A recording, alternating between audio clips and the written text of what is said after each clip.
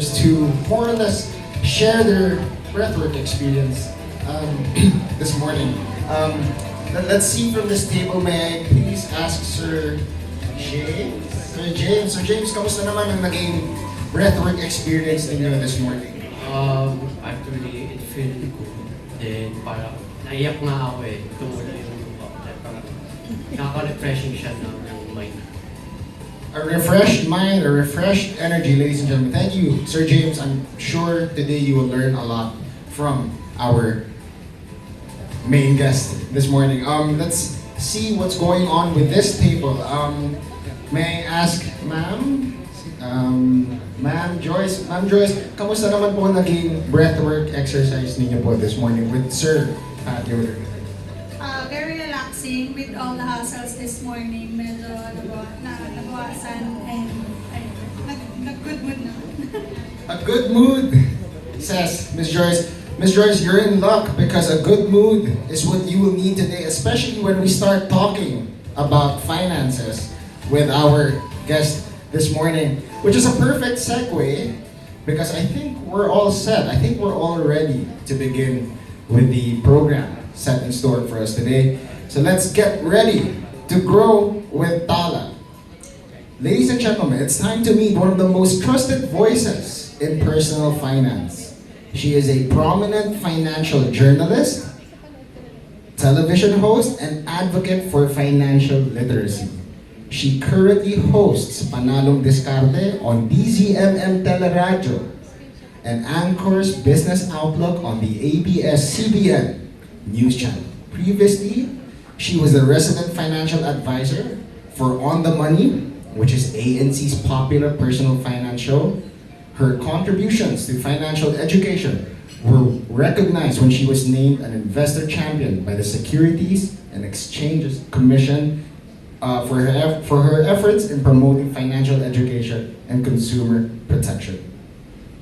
She is also deeply involved in various professional organizations, reflecting her commitment to collaboration and community service. She's also a proud member of the Management Association of the Philippines, the Philippine Chamber of Commerce and Industry, Quezon City, the Women's Business Council Philippines, and the Rotary Club of San Juan Supreme. As a founder and president of Empower and Transform, she leads a company focused on revolutionizing the financial landscape by providing accessible financial education and advisory services for Filipinos at all income levels, both locally and abroad. Ladies and gentlemen, the financial beshi ng bayan, Salve Ibañez. Hello everyone! Hello everyone! Hello everybody! I'm tuner the sexy some noise! This is called acronym. 20% off na po is 100% additional expense, 28% ng inflation rate ng page lang po. If you're one or two, super nag-enjoy ako sa iyong house tour. If you're at that stage in your life and you feel that you really need a mentor, reach out to me. I can be your mentor. Ladies and gentlemen, once again, Miss Salve Ibañez. I don't think I'm gonna go up on stage. That's why I wore these shoes so that you can see me even if I'm down here. Thank you, Pat, for the breath work. I am a fan of doing that kind of work in the start of the day, middle of the day, end of the day. And as you know, journalists have a really hard time with breath work because we deal with a lot of deadlines and we're always running from place to place. So, happy kayo? Napilitan tayo mag-slow down, no? Yes? I could see everyone with their eyes closed and I'm so proud of everybody. But that was hard work, no? That was difficult. Correct? Yes. Who here works for legacy media na tawag natin sa sarili natin? Business World, Business Mirror, who works for the TV, radio stations, newspapers? Thank you very much for coming here. I know deadlines are tough and I'm very proud that you're here early in the morning. Everybody else, content creators, vloggers, working for social media, other kinds of platforms. Correct? So when you, oh, I forgot. Thanks, Maurice, Missy, Pat, Ariane, thank you so much, Tala, for having me here. That was supposed to be my first line.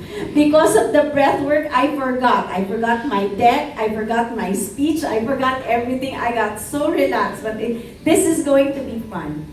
So, when you came here today, I'd like to ask one from each table. What was the thing that was going on in your head about money?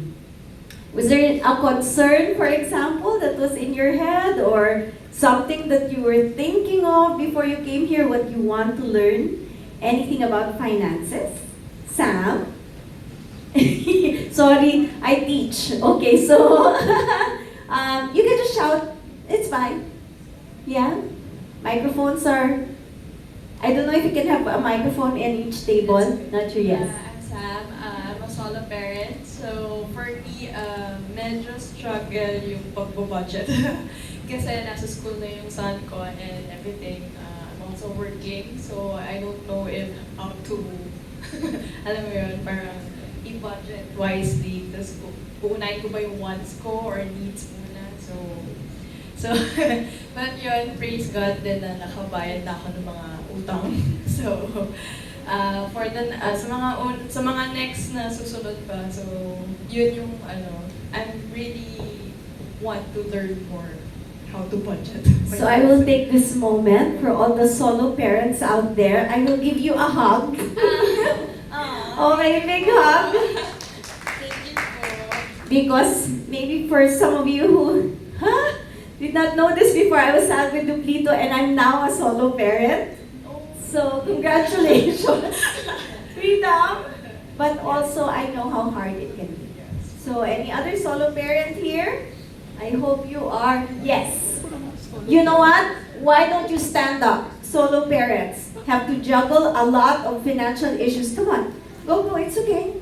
Come on, stand up, stand up. Everybody clap your hands. These are difficult times. And the solo parents are double the heroes, okay? Okay. Thank you po. Thank you. Wow, what a moment. Okay, in this table, anything about finance that you particularly find difficult? It's okay. She's working on her deadline already. Awesome. Yes, go Rona. Anyone, go ahead. Money difficult to earn, manage, and grow. To earn, manage, and grow, which is everything.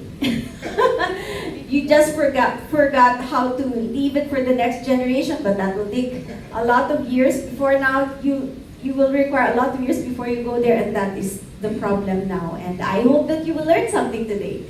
Just one more from the back. Anyone who would like to say something about what they want to learn about money? Filipinos are very shy, but later you won't be shy. Yes, Rona. Thank you. Okay.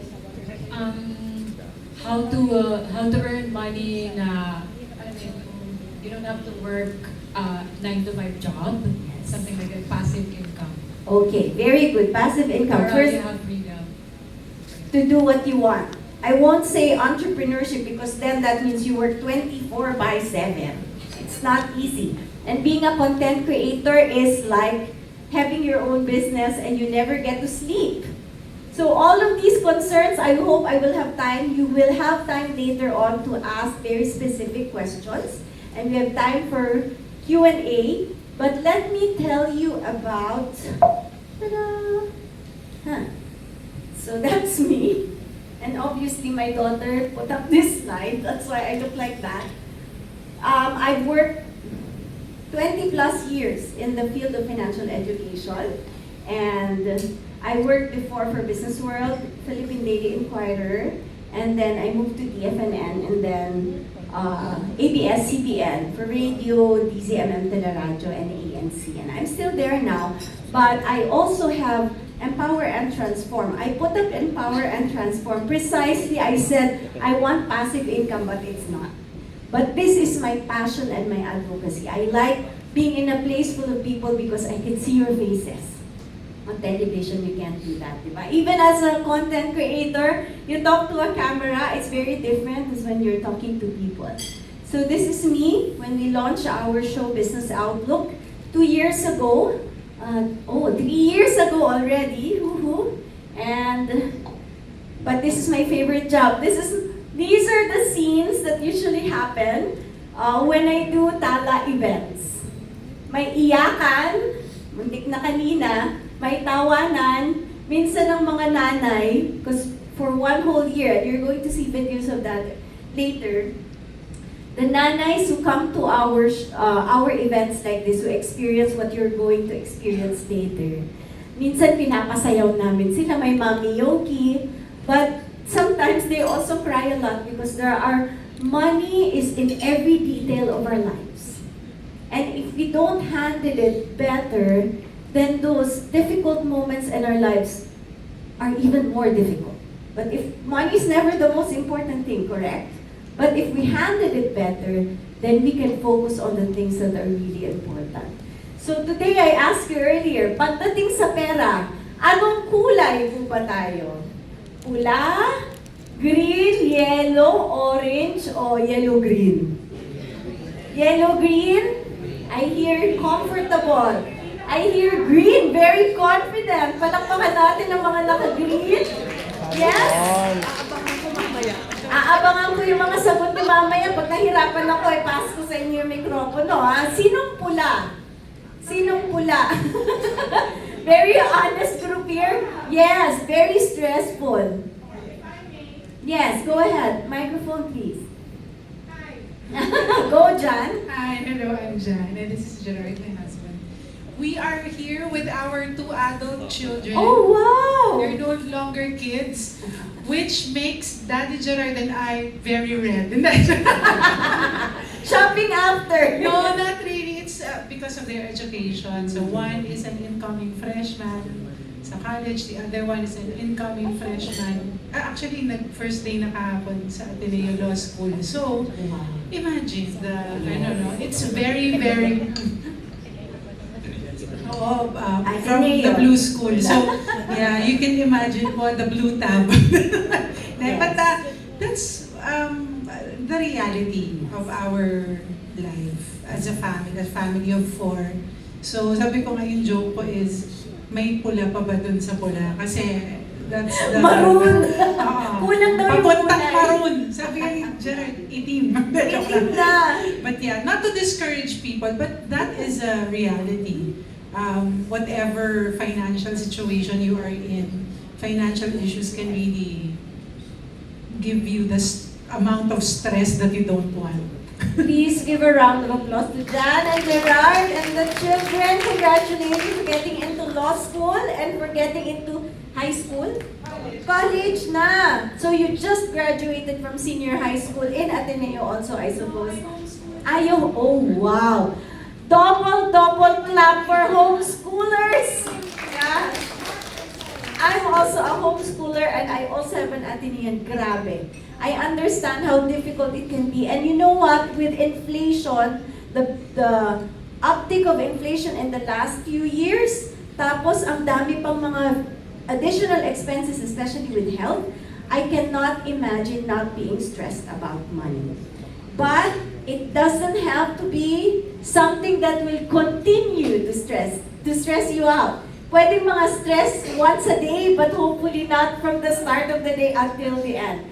So after today, we're hoping that you will feel 1, 2, or all 3 emotions. That you are empowered, you are in control of your financial decisions, that you're transformed, there's some change that is going to happen. Hopefully, kahit isa lang, and at peace, confident in your family's financial security. I will not turn you into a millionaire in a day.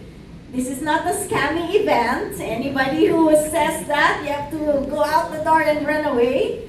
But we want you to be at peace, knowing that somehow, when things change slowly, one at a time, eventually you get to feel that when you go overseas, you are at peace knowing you come home and you still have money in your bank account. Yes?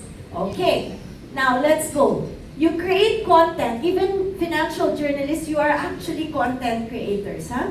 You create content, you inspire millions, you build communities, people pay you to post something, and you allow others to feel better, but at our very core, we're still struggling with our own financial issues. So today, I hope more than the stories you write for others, let me ask you, pay attention, you will change your story today. Is that the challenge you want to accept? Change your story today? Okay, thank you. Now, we are going to do your vision board, and that is usually the first thing that we do for our high net worth clients. For people who get me to help them with their finances for a year, I see Oden and me, we go way back in the in the journalism space. So that when you start the financial advisory process, some people actually want you to list down, ano yung mga goals mo? Gusto mo bang bumili ng bahay, kotse? But we don't like doing it that way. We're going to do it in an activity that will help you shop for your dreams in a very fun way. So please, let's get into it. What we're going to happen is, you script your dream life. You have 4 pillars of creators' wealth: your family foundation, your personal brand legacy, your business empire, and your freedom lifestyle. And all of these things require a lot of money. So how are we going to finance them? This is what we're going to think about today. So your step 1 is you look at, can I have an example so I can show them what to do? Thank you. And, oops, sorry. Ang dami ko palang bitbit. Isa lang naman kailangan. Okay, so this is going to be your dream life. Imagine this to be your dream life. Divide into 4. Each one, the first one, family foundation, business empire, personal brand legacy, and freedom lifestyle section. But leave space in the middle for something that I will ask you to do later, okay? So just think of that. If you're going to plan 1 year's worth of content, maybe you do that. You plan it out the rest of the year, right? But today you're going to plan out the rest of your life. So let's do a visual story creation, like a storyboard for your life. I will ask you to draw images of what you want to achieve in those 4 areas. So pwedeng bahay, pero if it's a house, draw your dream house. Don't be afraid. No budget. At the moment in this activity, don't think about budgeting. Just draw what you want to have. If it's a house, what kind of house? Ilang garahe, ilang kotse ang pwede magkasya sa garahe? Ilang toilet and bath inside the house? Yes. Okay lang. There are stickers provided for those who don't want to draw, or what I see other people do is they Google the image and then they copy. So meron kayong mga telepono, you can Google house and then you just copy that. There are stickers here that you also can use. So on the box in front of you, we created stickers for everybody. Okay? Yun naman pala. Okay. Can you pass, please? Thank you. Yan. O, diba? Nagkaroon ng twinkle ang mga mata. Hindi naman na kailangan mag-drawing. Ayan na ang bahay. So, under the stickers, you can just say, magkano ilang milyon? Saan ba itong bahay na to? Sa Dasma ba yan? Sa Alabang? Sa Quezon City? Lifestyle images? Or you can add also for your empire, your business empire, ilang subscribers or followers ang gusto nyong magkaroon. You get the idea. I don't have to explain everything. And then, Please take note of the next slide. Add specific numbers because this drawing, while you're having fun, is going to be the foundation of your financial plan. So it's very important that you include specific numbers, target dates. May bahay ka na? I'm still...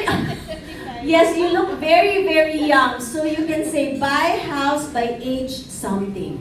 Right? Measurable milestones. Ang revenue, 1 million subscribers, 100,000 monthly revenue. You write action words and then add your signature or personal motto. Okay? So we will have this activity for an hour. It's now 10 o'clock. We will end by 10:30. Okay? 30 minutes lang pala. Kasi ang haba ng kwento ko. So we will do this for 30 minutes. Alright? Okay. Let's start. I'm gonna go around and help you out. Iwan mo.